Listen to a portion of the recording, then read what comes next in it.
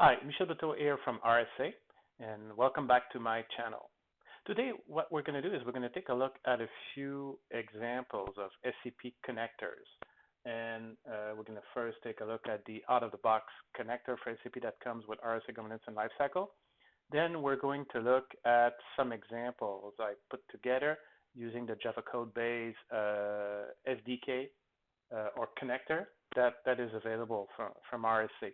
So I was able to use the Java code base SDK to build my own connectors with extra capabilities. And really what I want to emphasize during this video is, why it's important to have access to an open source SAP connector and when it is appropriate to consider it. So if we quickly take a look at the existing out-of-the-box connector. So I have a few examples here. First one is basically just using the out-of-the-box connector. So if I look at the configuration, I will see on the settings page that I have a few parameters that I can enter. But it would be nice to be able to have more control over different parameters. There are other parameters that I can use to control the communication between my RSA GNL server and my SAP connector. And then if I look at the capabilities, so these are the out-of-the-box capabilities. So for example, if I want more attributes, it's not really supported here. I can only configure a few ones that are either mandatory or optional. I have, add application role to account. But what if I want to also be able to add a group to an account or maybe a profile? And what if I have other capabilities or functions that I'm interested in? So, this connector is fine when you need something very basic and you're standardizing on SAP application roles, but what if you want more control or you want additional capabilities?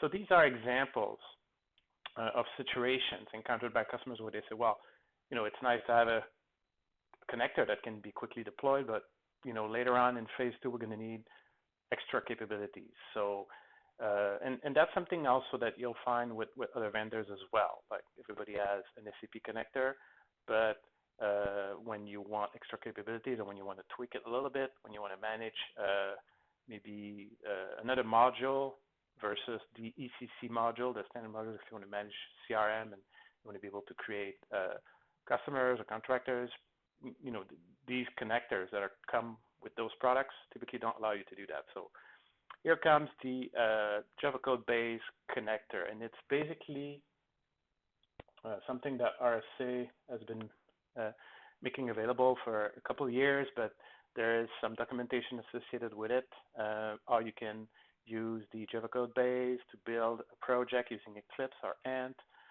I'm not a very sophisticated Java developer, so basically I'm using Notepad or WordPad to build my connectors. But this is the example that's provided with the SDK, so it's an example for Oracle. And you can see each capability like create account, delete account, enable account. They're basically sections here in this document. And if we take a look at the actual example, so I'm going to use WinSCP here. And that's the example that comes with the SDK. So it basically imports some classes here, and some classes are specific to JCBC. And then it's just going to implement those different capabilities using these override blocks here. So this is one capability. So what I did, I started with this one, but then I created my version of it for SAP. So if we take a quick look here at this example that I put together. So I have the class here for SAP that I derived from the example. So if we take a quick look at it, it has additional imports, which are the imports for SAP. And here, the most important thing is that you can download that example from the RSA customer portal, so you don't need to figure all out these different sections. you can basically just take a look at how it works. You can see that I have added additional parameters on top of username, password, which means if you take a look at the connector itself that I built, so if we look at one of the examples here that I have, you're going to see these additional parameters in the settings page. So that's the first step here, to have more control over different parameters, to fine-tune the communication. And then, secondly, if we take a look at the capabilities, they're similar to the ones you'll find in the example provided. So all the capabilities are implemented here. For example, this is the create account, and it basically consumes those properties that are available in the single page, and this is where you configure the attributes. So you can add additional attributes here, and eventually you will make a call to a specific function on the SAP side.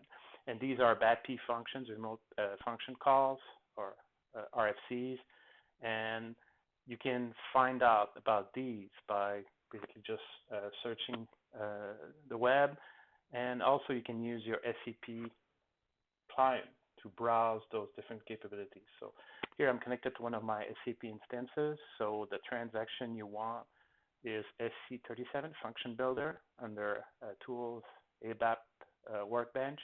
So if I start this transaction here, I can do a search on specific BAPI calls that I'm interested in, display, and I can even test them using the SAP client here.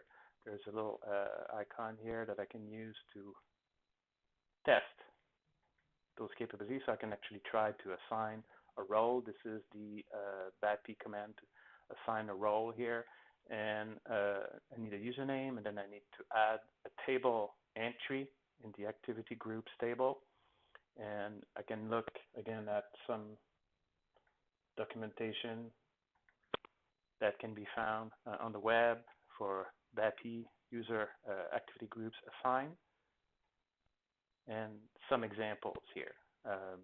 So I'm basically sending a username and some activity groups, and I did provide some example in my connector for this BAPI call. So if I scroll down a little bit, so I have the different capabilities here. I'm using user change to reset a password or change attributes. But then this is the BAPI call for adding an application role to an account. So that's my capability here. So basically, to make them recognizable by the connector, you need to use those keywords like add role to account, create account, and this whole block here is basically what allows you to build the call, and then eventually you add the record to the table. And that's a fully working example here of both passing an attribute to a command, but also adding a row to the input table. Basically, you would the name of the row, agr_name, and in the attribute you pass the value for the username. And if we take a look at another command that could be interesting, so I have the one that delete user role assignments. This one is simpler, so it doesn't actually remove one specific role, but it basically delete all roles. So this is how you would need to implement a change for the roles the user is a member of. So you would need first to delete all the roles and re-add the ones you want to keep, and maybe add an extra one. But we could just copy and paste. Let's say we want to add this capability. We could just copy and paste this whole section here.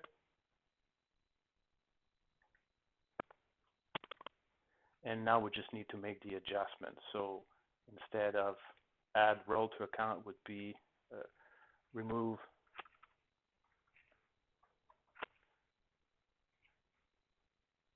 role from account.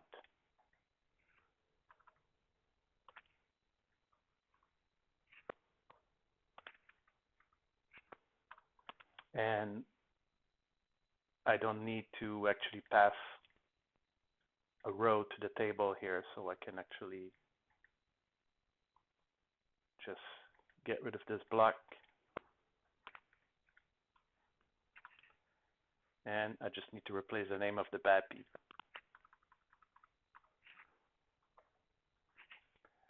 And that's it. So I would have my new capability that I could consume in my connector.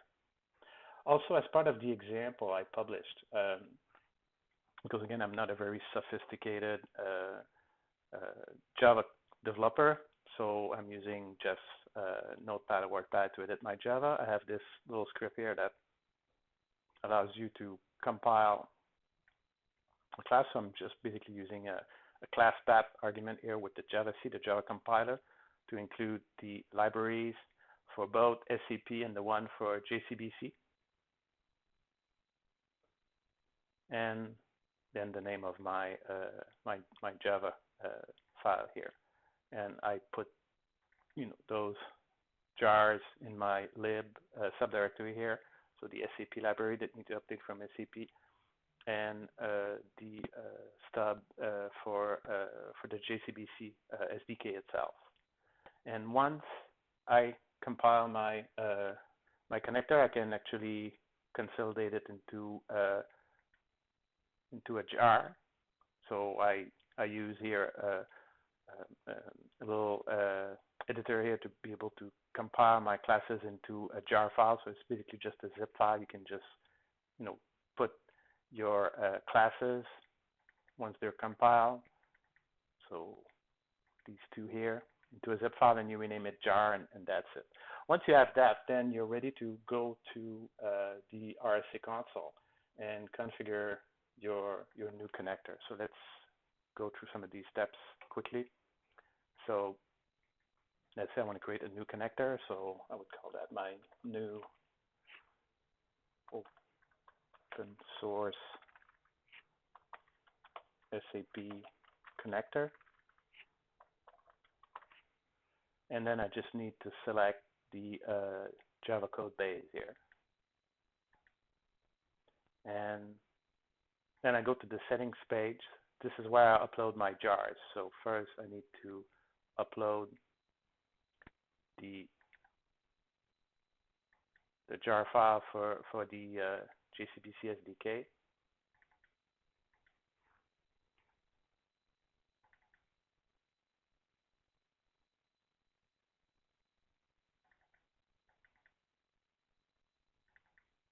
So that's the one here. And then I can upload my SAP library here.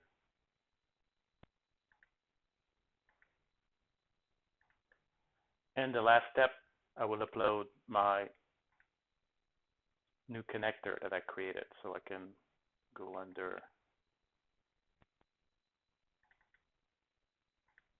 my subdirectory here and pick the jar that I created. So as soon as I import this one, I will see all the configuration appear here. So now I can start to configure my my connector by providing all the different pieces of information that I need, and I can also after that go to the capabilities and configure the capabilities. I'll skip some of that, but I'll show you an existing connector here that's working. So I have a few examples here. So if I look at the SAP Open for ANA, so I have one for on-prem SAP, another one for ANA, and I can take a look at the configuration here. So again, I entered all the different settings, selected English as a language, and then for the capabilities, it's a matter of adding those attributes that you define, either mandatory or optional attributes, and then you configure all the different capabilities here. And once you're done with that, then you're ready to basically test those capabilities. So now I can test those capabilities. So what I'll do is I'll just do my unit testing here, just going to change the default values here. So I'm going to start with create account. And I'm just going to change this for 608. So I'm going to create a user called 608, test u608. I'm going to submit this capability. So I'm doing the unit testing. This one is completed. So now I can decide I want to test a few more capabilities, maybe add the account to the group. I'm going to use group super here for my example.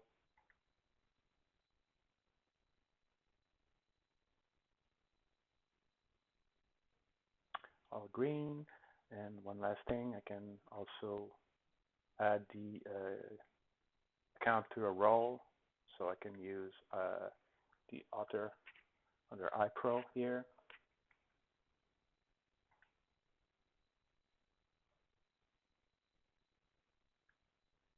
All green. So now let's take a look at SAP. So I use the connector for my ANA instance, so I can look at the display user command here. I'm just going to change for 608 and then display. So I can see my user here with some of the attributes I configured: email address, department 99. I could configure additional attributes here. If I look at roles, I see the role that I created through my unit testing, and I can also take a look at the groups and see that super has been added. So this was a quick demonstration here, and it also shows you how to actually navigate the SAP interface to find the resulting user that you created using unit testing, but also to test those different BAPI calls using the SC37 utility. So again, you can also use wildcard here to take a look at, what other BAPI calls are available for user or for other type of object.